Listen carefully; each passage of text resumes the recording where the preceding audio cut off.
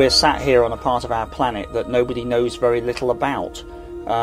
You know, I always sort of look on myself as a bit of a frustrated astronaut, really, because you know, the guys that went to the moon, you know, back in the 60s, they had a map before they even got there.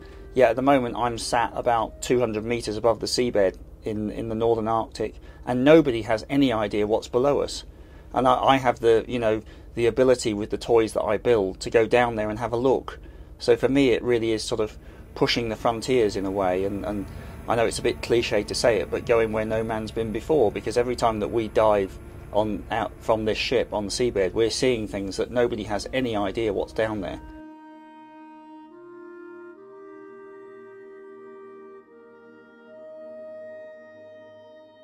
Right from the moment we dropped the first camera on the first dive, everyone was thinking, yeah, you know, sand and mud, and it was like, wow, it's kind of probably one of the most colourful places I've dived, apart from sort of tropical colourful coral reefs, but it really is very unexpected.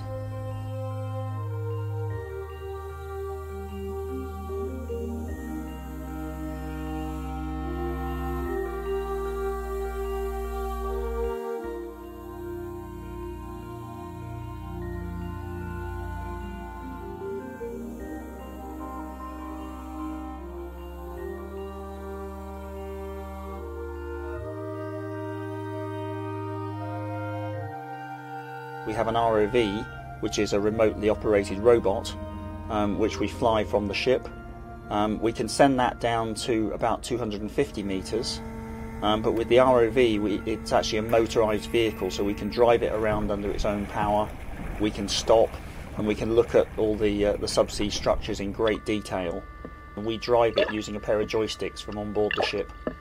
What we quite often see is that we'll have a huge area of corals and sponges on the seabed, and then there'll just be a line cut right through the middle, and it's like somebody's just ploughed a field, and they've just dragged everything off the seabed.